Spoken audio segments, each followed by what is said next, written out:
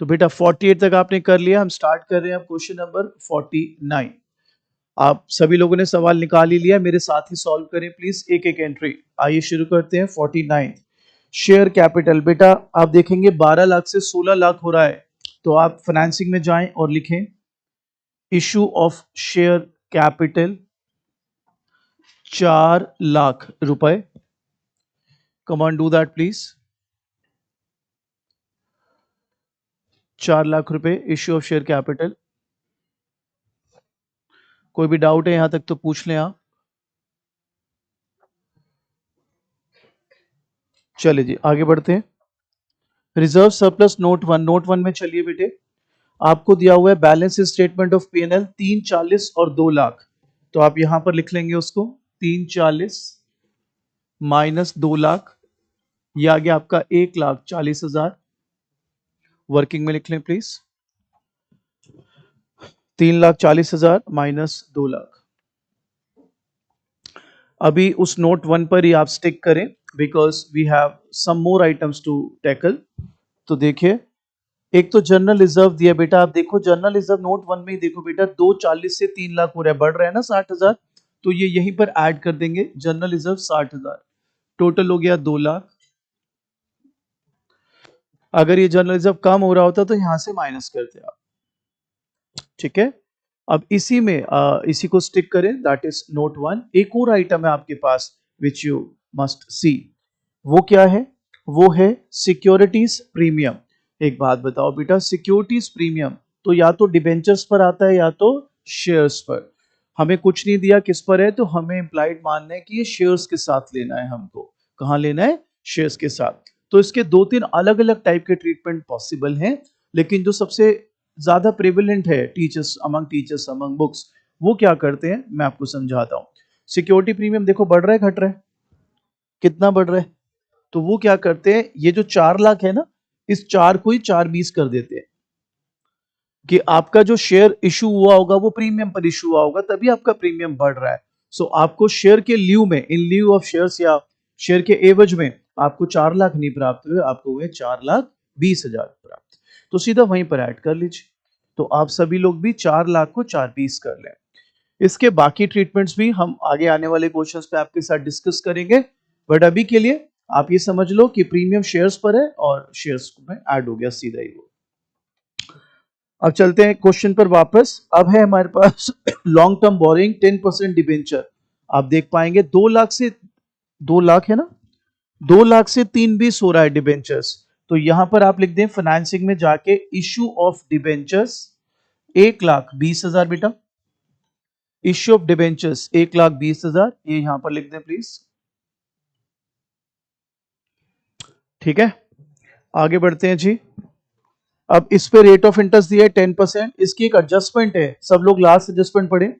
Debentures for issued on 2023, तो बेटा आप पहले ईयर्स कंपेयर कर लो जो क्वेश्चन में दिए हुए हैं, कौन कौन से दिए हुए हैं? 22 और 23। कौन कौन से दिए हुए हैं? 22 और 23। और यहाँ पे 2 लाख से 3/20 हुआ, 1/20 एक्स्ट्रा इशू है, वो कह रहा है कब इशू हुए? 2023 यानी साल के एंड में। तो बेटा आपको जो इंटरेस्ट लेना होगा वो लेना होगा प्रीवियस ईयर पर, क्योंकि अगर आपने साल के एंड में डिबेंचर इशू करे हैं तो कंपनी फिर उस पर इंटरेस्ट नहीं देगी ना। तो ओपनिंग बैलेंस कितना था बच्चों? 2 लाख। 2 लाख का 10% है 20,000। एक तो यहां पर आ जाएगा इंटरेस्ट ऑन डिबेंचर 20,000, एक यहां फाइनेंसिंग से माइनस हो जाएगा इंटरेस्ट ऑन डिबेंचर 20,000। अब जितने भी क्वेश्चन आएंगे 49 ऑनवर्ड्स, उसमें कुछ ना कुछ स्टिंग जरूर होगी, तो आपको बड़े प्यार से उनको मैनेज करना है। लेकिन ये भी आपको साथ में ध्यान रखना है, टोटल 53-54 क्वेश्चन देता है टीएस गिरेवाल। आप अगर इस लेवल पे पहुंच गए हो, वो भी इतनी जल्दी 4-5 क्लास में, तो आपको थोड़ा एक्स्ट्रा एफर्ट देना जरूरी रहेगा। एक तो क्वेश्चन हैवी, ऊपर से आपने अभी उतना टाइम भी नहीं दिया इस चैप्टर को। यहां तक क्लियर सबको? आगे बढ़ते हैं जी। अब आते हैं अगली आइटम में, वो है करंट लायबिलिटी। हमें दिया short term borrowing bank loan. आप पहले सब लोग देख लो, short term borrowing bank loan बढ़ रहा है या घट रहा है? घट रहा है। तो बेटा अब आई होप आपको याद हो, though it is written under current liabilities, लेकिन आपको ये याद होगा शॉर्ट टर्म बोरिंग या बैंक लोन या bank OD whatever, short term borrowing primarily वो कहां पर लेते हैं? Financing activities. तो क्योंकि ये कम हो रहा है तो इसको आप लिखिए repayment of bank loan. Repayment of a bank loan 30,000 कम हो रहा है शायद, तो ये माइनस कर दीजिए, क्योंकि सोर्स ऑफ फाइनेंस है, भले ये शॉर्ट टर्म बोरिंग है, भले करंट लायबिलिटी के हेड में आ रहा है, but it is a source of finance. और क्योंकि ये सोर्स ऑफ फाइनेंस है मेरे बच्चे, that's why financing activity, repayment of loan, repayment of short term loan 30,000 minus कर देंगे। आगे बढ़े, नेक्स्ट प्लीज।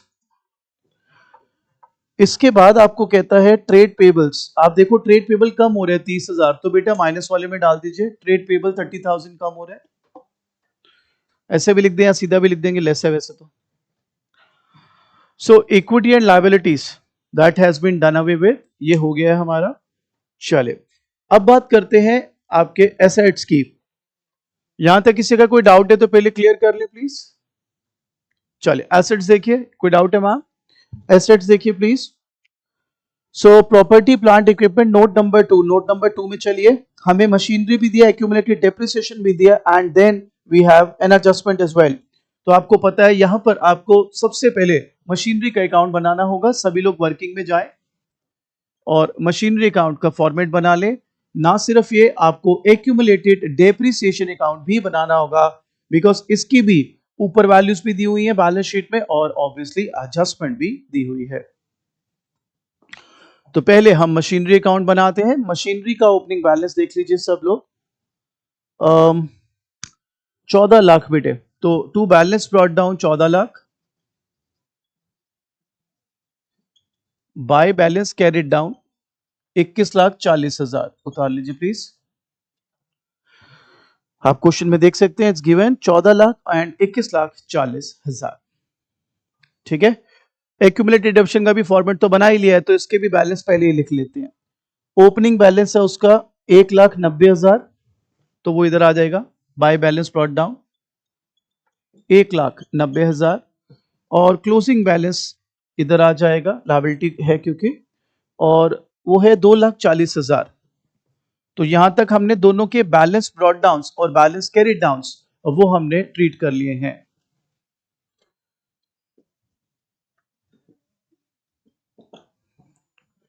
हाँ जी, यहां तक क्लियर सबको? यहां तक क्लियर? अभी आपको एडजस्टमेंट देखनी होगी, पढ़िए। ड्यूरिंग द ईयर एक मशीन थी 1,40 की, जिस पर 1,10 की डेप्रिसिएशन लगी हुई थी, 30 वैल्यू रह गई, दैट वाज सोल्ड फॉर 20। तो बेटा सबसे पहला काम ये कर लीजिए, बाय बैंक 20,000। क्वेश्चन में ही लिखा है बेटा 20,000 में बेचिए, और हम साथ साथ इसको निपटाते चलते हैं। सेल इन्वेस्टिंग एक्टिविटी में आ जाएगी, यहां लिख दो सेल ऑफ मशीनरी 20,000।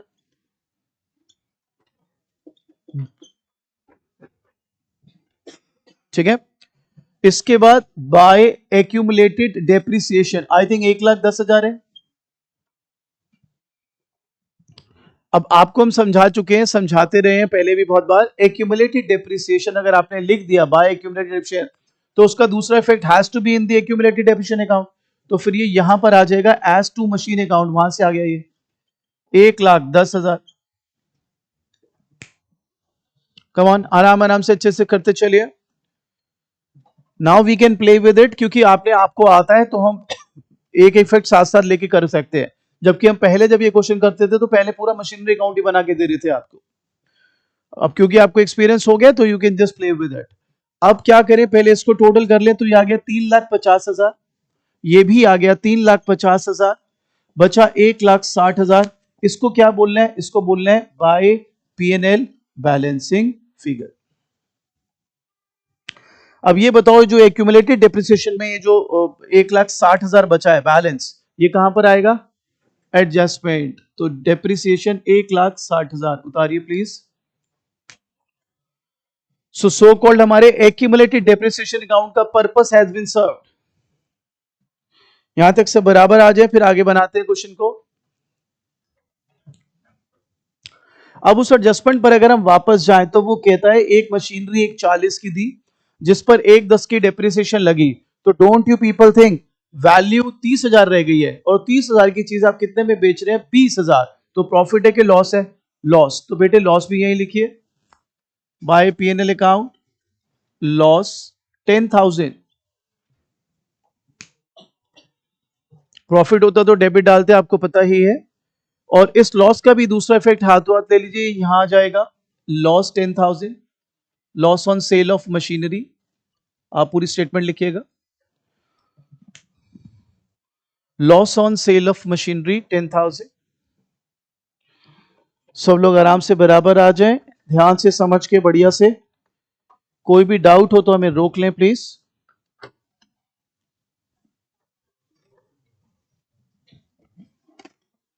चलिए अब इस अकाउंट को क्लोज कर देते।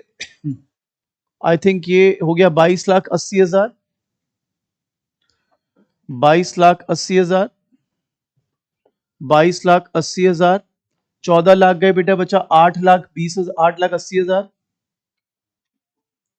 इसको बोलेंगे टू बैंक बैलेंसिंग फिगर।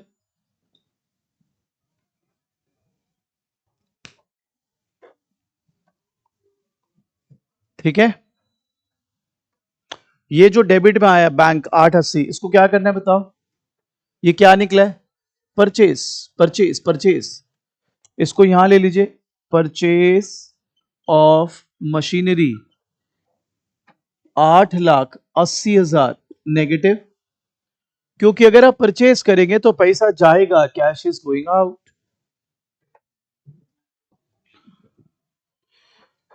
यहां तक क्लियर सबको?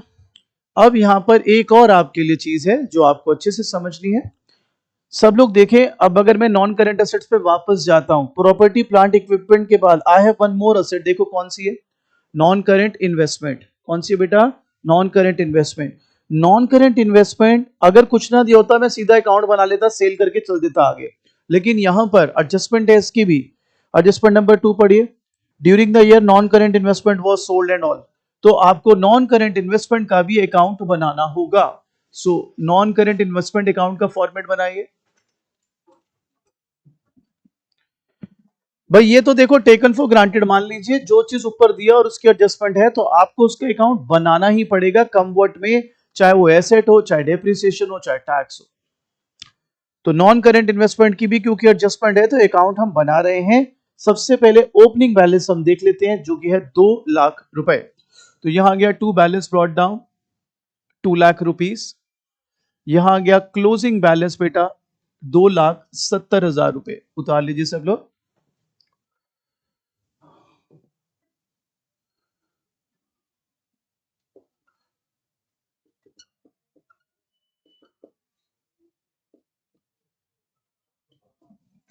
चलिए अब एडजस्टमेंट पढ़िए। कहता है during the year non current investment 80 की थी, 16 के प्रॉफिट पर बेची है। तो मेरा दिमाग ये कहता है, आप बताएं सही कि गलत? बाय बैंक यानी जो बेची वो 96 की बेची, 80 की चीज 16 के प्रॉफिट पर बेच रहे हैं आप, तो you must be selling it for 96,000। लिख लीजिए बेटा बाय बैंक 96,000 रुपीज।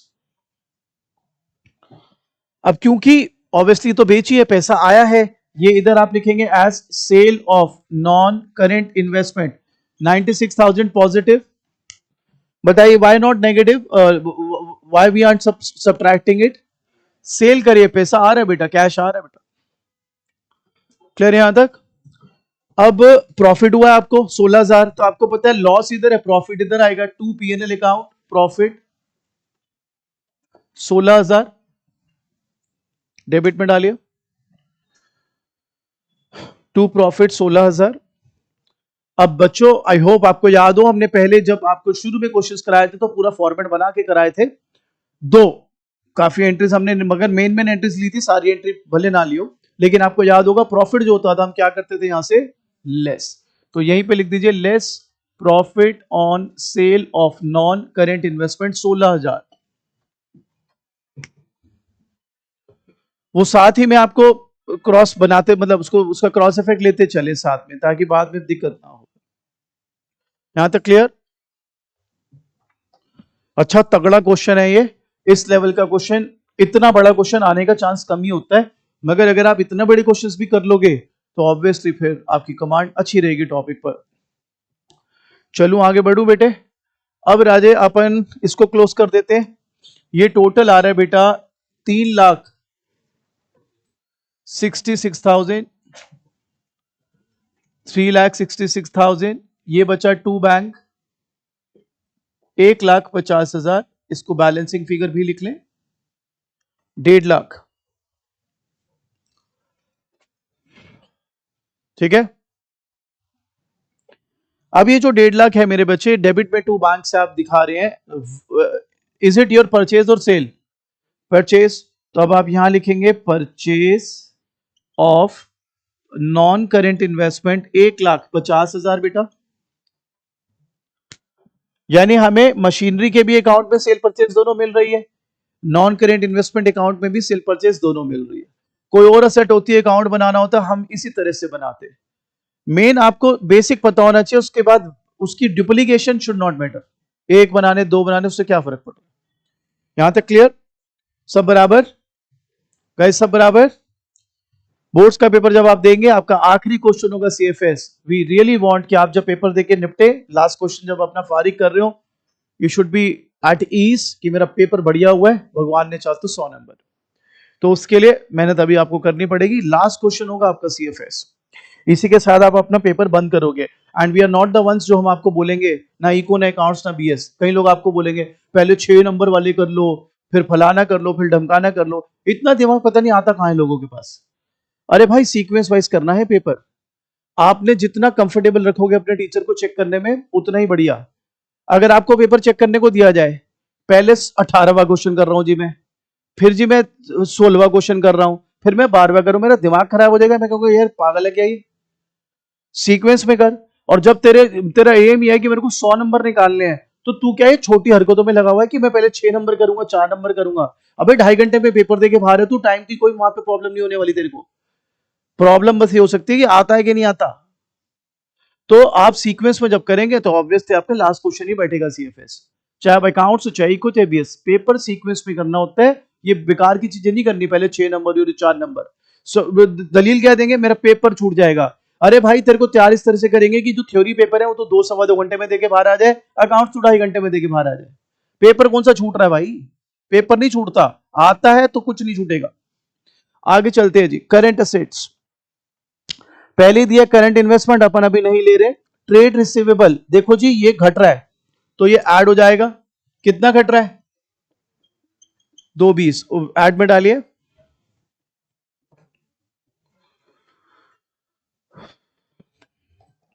अगली क्लास से हम आपको इनके लॉजिक्स बताना शुरू कर देंगे।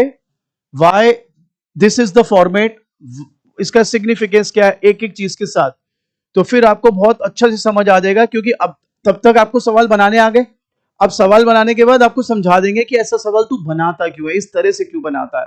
उसके बाद सील है फिर टॉपिक आपके लिए। आगे बढ़ते हैं जी। अब कैश है, कैश हम लेंगे नहीं, तो अब हम चलते हैं जमा घटा के लिए। वहां से उठाएंगे 2 लाख रुपए, लिखिए जी 2 लाख वर्किंग नोट से। इसके बाद मैं नेट वैल्यू ले लेता हूं, 160, 180, 190, 1,74,000, ये हो गया 374, उतारिए। ठीक है, ये बात क्लियर? 16,000 माइनस कर दिए, इन तीनों को ऐड करके सीधा नेट। कोई दिक्कत इसमें? चले, अब 2,20,000 और ऐड हो रहे हैं, ये हो गया आपका 5,94,000, 5,94,000। 30,000 हम माइनस कर रहे हैं। काइंडली चेक, क्या आपका a cash flow from operating activities, क्या ये 5,64,000 आ रहा है? चलो जी बढ़िया, फिर आगे बढ़ते चलें, उतार लें यहां तक।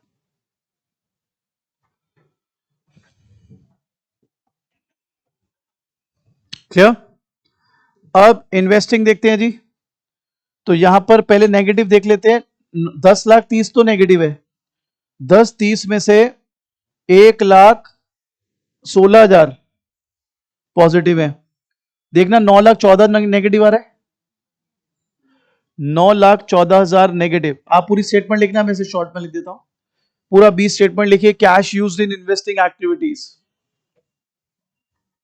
9,14,000। फाइनेंसिंग 540, 540 में से 50 गए, 490, सी, आप भी पूरी यहां पे भी स्टेटमेंट ही लिखें पूरी। Cash flow from financing activities, cash flow from financing activities 490।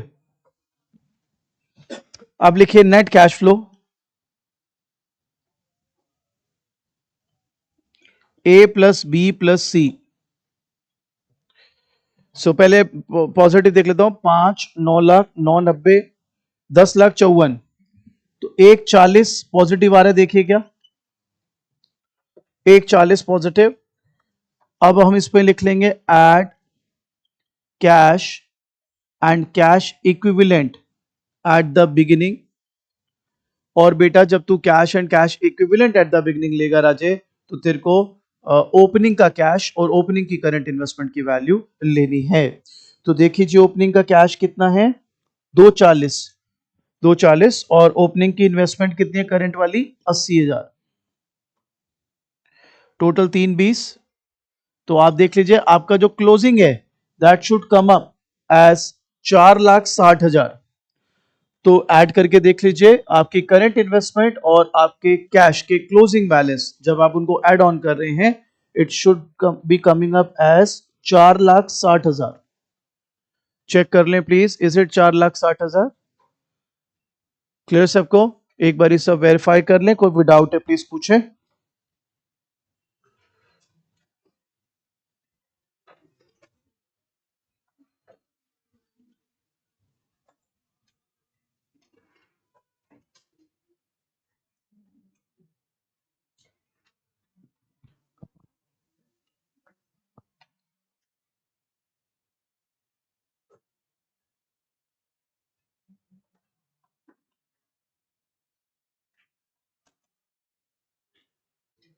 अगला क्वेश्चन बेटा आपको दो तीन नई चीजें सिखाएगा। इंटरेस्ट में it is one of the best questions. आपको कई बार स्कूल में टीचर्स ये कह सकते हैं कि पहले ऑपरेटिंग बना लिया करो, फिर इन्वेस्टिंग बना लिया करो, फिर फाइनेंसिंग बना लिया करो। एंड आई ऑलवेज से नहीं, आपको एक साथ ही करना है। ये क्वेश्चन टेस्टिमोनियल है उस फैक्ट का कि अगर आप पहले सिर्फ ऑपरेटिंग बनाते हो और उसके बाद इन्वेस्टिंग और फिर फाइनेंसिंग बनाते हो, तो देर आर चांसेस कि आपके तीनों गलत बनेंगे, क्योंकि ये इंटर रिलेटेड है। इस क्वेश्चन में आप देखेंगे कि जब तक आप इन्वेस्टिंग एक्टिविटी नहीं बनाएंगे, you won't get items of operating item इधर। तो आइए, बहुत ही बढ़िया क्वेश्चन है, इसको एंजॉय करना है। टैक्स का आपके लिए चौथा ट्रीटमेंट अब आता हुआ।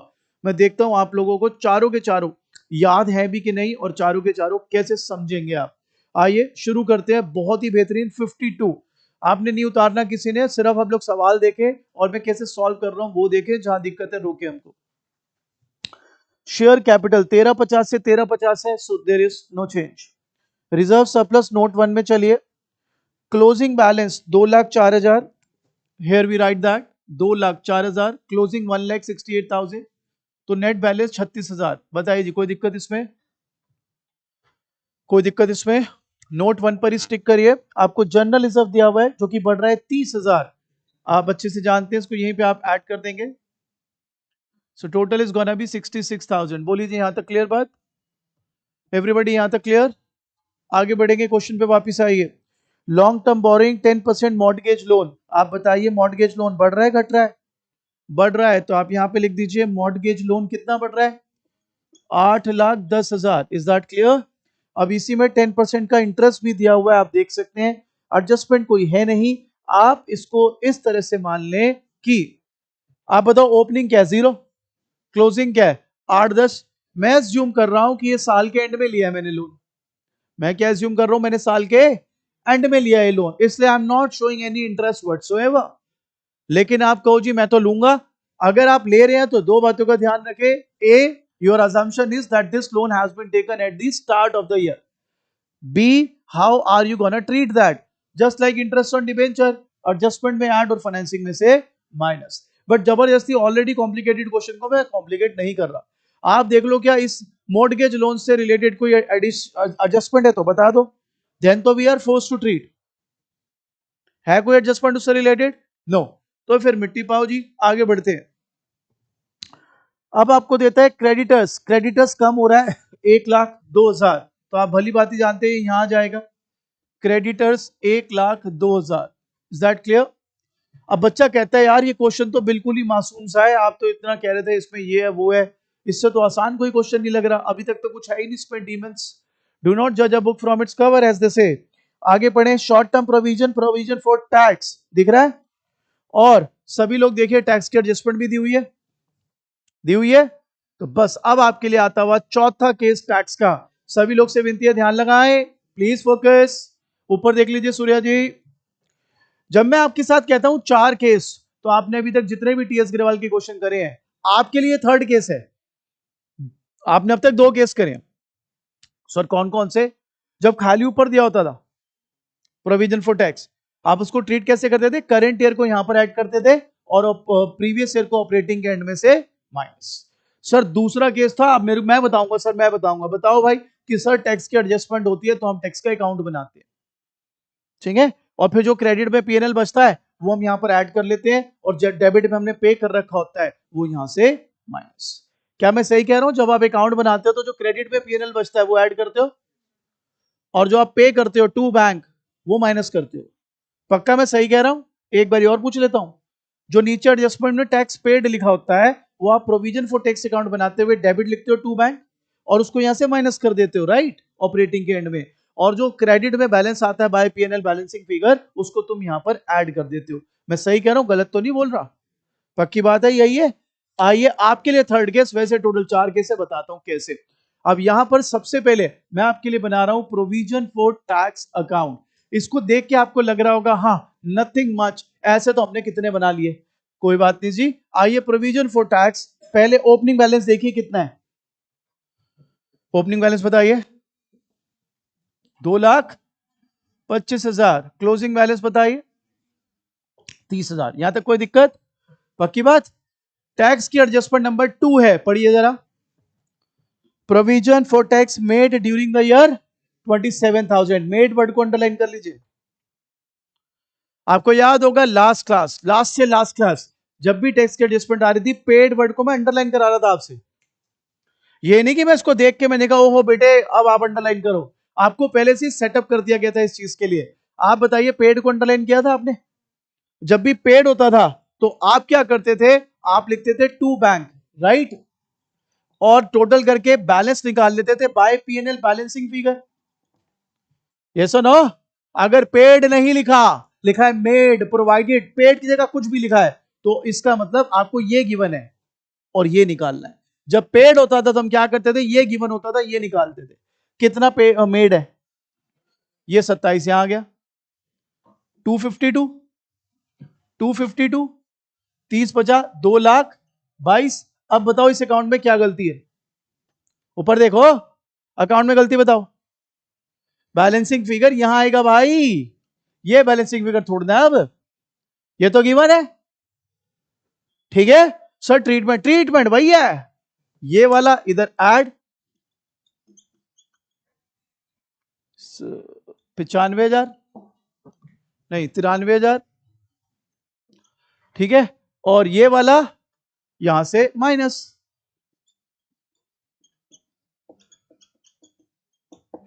बोलो जी बनती है बात? श्योर? पेड दिया है, अकाउंट बना रहे हो तो बैंक गिवन है, ये बैलेंसिंग फिगर आएगा। पेड नहीं दिया, मेड प्रोवाइडेड ऐसा कुछ स्टेटमेंट लिखा है तो this is given and this you gonna take as balance. Treatment वही है, ये वाला ऐड और ये वाला माइनस। क्लियर? तो सर ये तो तीन केस हुए, अच्छा चौथा केस भी जानना है? जानना है सर, चलो एक एक करके बात करते हैं। अगर खाली ऊपर प्रोविजन फॉर टैक्स दिया बैलेंस शीट में तो आप करेंट ईयर को यहां पर ऐड कर दोगे और प्रीवियस ईयर को यहां से माइनस। पहले केस में कोई दिक्कत? नो। केस नंबर 2, ऊपर भी दिया हुआ है आपको टैक्स बैलेंस शीट में और नीचे एडजस्टमेंट टैक्स पेड। क्या एडजस्टमेंट है टैक्स? तो बाय बैलेंस व्हाट डाउन लिया, टू बैलेंस कैरेट डाउन लिया, पेड अगर दिया तो ये गिवन है और ये निकाल लेंगे, जो ये निकलेगा वो यहां पर ऐड, जो आप पे कर रहे हो वो ऑपरेटिंग एंड से माइनस। केस 3, आपको ऊपर भी दिया हुआ है लायबिलिटी में टैक्स और नीचे पेड नहीं दिया हुआ, मेड प्रोवाइडेड ऐसा कुछ लिखा है, तो again by balance what down, to balance carry down, अब की दफा ये दिया हुआ है और ये निकालना है। ट्रीटमेंट वही है, इसको यहां पर ऐड और इसको ऑपरेटिंग के एंड में माइनस। सर ये तो तीन केस हुए, चौथा भाई खुद सोच, ऐसा भी तो हो सकता है ऊपर ना दिया और नीचे दिया हो टैक्स एडजस्टमेंट में खाली, ये भी तो हो सकता है, ऊपर दे ही ना, नीचे एडजस्टमेंट दे दे बस, चाहे पेड की दे दे चाहे मेड की दे दे, एडजस्टमेंट दे दे खाली। उस केस में चाहे पेड हो या मेड हो, एडजस्टमेंट के कितने इफेक्ट होते हैं? तो एक यहां पर ऐड हो जाएगा वही का वही अमाउंट, और एक यहां से ऑपरेटिंग के एंड में से माइनस, उसमें पेड मेड मैटर ही नहीं करेगा। 4 केस हो गए। तो सर ये इस एंट्री की वजह से आप कह रहे थे इतना जबरदस्त क्वेश्चन है ना, मैंने आपको क्या बोला, ये ऐसा क्वेश्चन है कि अगर आपने एक साथ पूरा नहीं किया तो आपका ऑपरेटिंग भी ढेर हो जाएगा, ऑपरेटिंग गलत हो जाएगा आपका। तो जो लोग इस चीज को वो करते हैं पहले ऑपरेटिंग बनाओ, अरे भैया क्या कर रहे हो आप, ऐसे नहीं होता अकाउंट्स, आपको एक साथ ही पिरोना पड़ेगा। आइए आगे चलते हैं। अब ये वाला चक्कर तो लायबिलिटी का खत्म है, असेट्स पे आ जाओ, प्रॉपर्टी प्लांट इक्विपमेंट, आपको बैलेंस दिए हुए और आप देख सकते हो third adjustment, don't you think fix asset की एडजस्टमेंट है तो अकाउंट बनेगा, यस और नो? तो आइए मैं अकाउंट बना रहा हूं, fixed asset account, I need your support, ध्यान लगाएं। To balance brought down, by balance carried down, opening balance देखिए प्रॉपर्टी प्लांट इक्विपमेंट का 12 लाख रुपए। सर बहुत मजा आने वाला है इस अकाउंट में, ध्यान देंगे। क्लोजिंग कितना है? 9,60,000। एडजस्टमेंट नंबर 3, सभी लोग गढ़ दो इस पे। During the year a part of the fixed asset costing 30 was sold for 36। तो एक बात बताओ, बाय बैंक कितना आ रहा है? 36। ये जो बाय बैंक 36 है, डोंट यू थिंक इन्वेस्टिंग में आप लिख दोगे sale of fix asset 6,000? Yes और नो? जो प्रॉफिट आया वो यहां पर आ जाएगा, प्रॉफिट कितने का है? 6,000। जो प्रॉफिट 6,000 है भैया, उसको तुम क्या करते हैं यहां से less, less profit on sale of fix asset 6,000, 36, so sorry 36। बोलो जी यहां तक क्लियर? यहां तक क्लियर? अब आएगा भूचाल, जो मैं आपको समझा रहा हूं कि आपको सारे एक साथ सॉल्व करना होता है, पहला ऑपरेटिंग नहीं कर सकते, गलत हो जाएगा ज्यादातर केसेस में। अब वो इंटर रिलेटेड है सारा ये। अब देखो इधर, ये टोटल कितना आ रहा है? 12,06,000। ये टोटल कितना आ रहा है? 12,06,000। 996 माइनस करूं तो कितना बच रहा है? 210। इसको मैं बोल रहा हूं बाय पीएनएल बैलेंसिंग फिगर। अब यहां पे होने वाली है लड़ाई तगड़ी। एक बार बता, जब डेबिट में बचता था फिक्स एसेट अकाउंट, तू बनाता था, डेबिट में बैलेंस बचता था मेरे दोस्त, तू उसको लिख देता था टू बैंक। क्या लिख देता था? और टू बैंक को तू क्या मान लेता था? परचेस। ठीक है? हाँ तो सर डेबिट में बैलेंस बचता था, मैं बैंक लिख देता था, परचेज होता था। तो सर इसमें दिक्कत क्या, इसमें क्या हुई एंड क्राइम मचा रहे हो आप? मैंने कहा क्या हुआ? अरे सर क्रेडिट बच रहा है बाय बैंक। मैंने कहा उसका क्या मतलब? सेल हुई है। यही तो दिमाग कह रहा है आपका। भाई यहां पे गड़बड़ है, क्योंकि यहां पे सेल ऑलरेडी गिवन है। यहां पे सेल ऑलरेडी, अगर सेल ऑलरेडी गिवन है और बैलेंस क्रेडिट में बच रहा है, it will be treated as depreciation. तो ये डेप्रिसिएशन के नाम पर यहां आ जाएगा 2,10,000। अब तू बता, इन्वेस्टिंग करे बिना ऑपरेटिंग करने चला है चाचा, डेप्रिसिएशन के बिना ऑपरेटिंग एक्टिविटी कैसे आ जाएगी तेरी? करना पूरा ही पड़ेगा। ये नहीं कि इस क्वेश्चन को देख के मैं चाल बदल दूंगी, नहीं बेटा, ये वाला क्वेश्चन पूरा साथ में करो। हम हर क्वेश्चन एक साथ पूरा ही निपटाते हैं, हम ये नहीं करते, हम भेदभाव नहीं करते कि पहले ऑपरेटिंग के आइटम छांट लो फिर इन्वेस्टिंग। भाई जो आ रहा है लगाओ उसके लाइन में। समझ गए बात? तो अगर यहां पर क्रेडिट में सेल ना गिवन होता तो I would have treated this as by bank and sale, लेकिन यहां पर ऑलरेडी सेल गिवन है। तो जब भी आप फिक्स्ड एसेट अकाउंट बनाओ, क्रेडिट में आपका बैलेंस बच रहा हो और सेल ऑलरेडी गिवन हो, then that balance is not sale, it will be treated as depreciation. Clear यहां तक?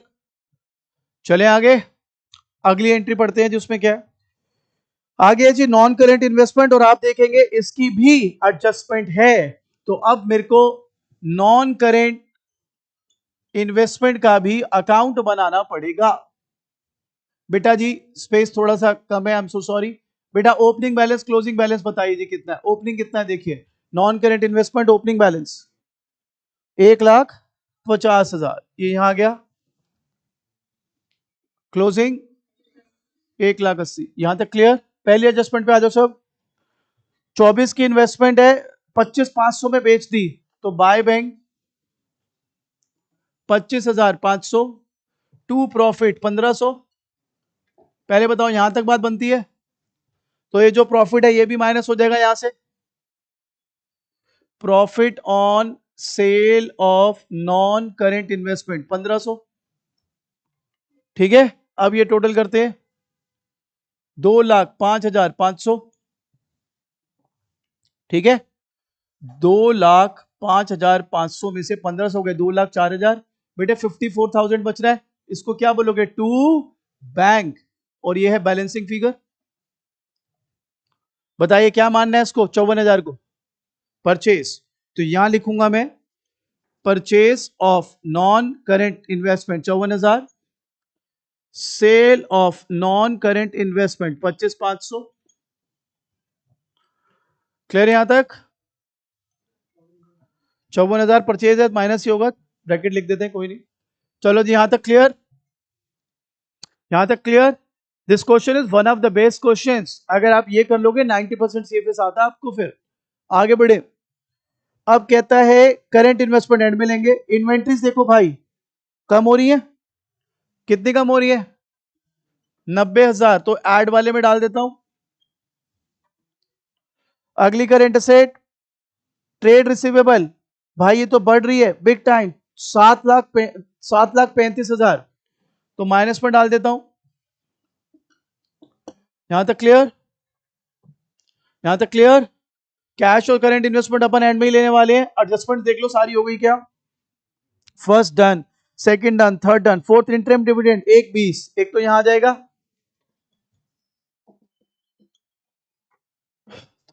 2,13,000। ठीक है, और एक यहां से माइनस 1,20,000। शुरू करें सर?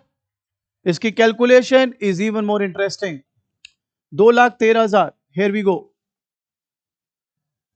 प्लस 2,10,000, ये हो गया 4,23 माइनस 7,500, 4,15,500। बोले जी यहां तक बात बनती है? बोलो। नेट ले लिए वैल्यू मैंने, 90,000 ऐड किए तो ये आ गया 5,05,500। बोलो, इज इट? 6 क्यों आएगा भाई? यहां तक क्लियर? माइनस वाले आइटम बहुत ज्यादा है, ध्यान से। 7,00,000, 9,00,000, 10,00,000, 10,30, 10,50, 10,55, 10,57, 10,59,000। ठीक है जी, कितना आ रहा है ये? 5,53,500। यही आ रहा है? एक बार ये आप वो करके देखना जरा, वेरीफाई। पक्का है? सो ये क्योंकि पूरा नेगेटिव आ रहा है तो इसलिए हमारा क्या बन गया ये? Cash use in operating activities. इसकी बात कर ली जाए, 30, 50, 56, 61, 500, 7,500 पॉजिटिव, यही आ रहा है, चेक करें। Is it? 690 पॉजिटिव, देखिए क्या फाइनेंसिंग यही आ रहा है। आपको पूरी स्टेटमेंट लिखनी है, मैं शॉर्ट में लिख रहा हूं please. Net cash flow which is a जमा बी जमा सी, पहले पॉजिटिव उठाते हैं। 6,97,500, 6,97,500 में से 5,53,500 गए। आई थिंक 1,44,000, चेक करें। अब add cash and cash equivalent at the beginning. बेटे करंट इन्वेस्टमेंट बताओ ओपनिंग। 6,37,000, 17, 6,17 करंट इन्वेस्टमेंट होगी, ओपनिंग सिर्फ 17,000 है। ओके, और कैश 4,30,000। ये हो गया भैया 4,47, 5,91,000। देखो क्या क्लोजिंग का टोटल ये आ रहा है, क्लोजिंग कैश और क्लोजिंग करंट इन्वेस्टमेंट यही आ रहा है। पक्का? This is one of the best question. मैं बाबा आपको कह रहा हूं, खूब इंजॉय करके इसको करिए। शुरू करें, जिसको डाउट है डिस्को बुला।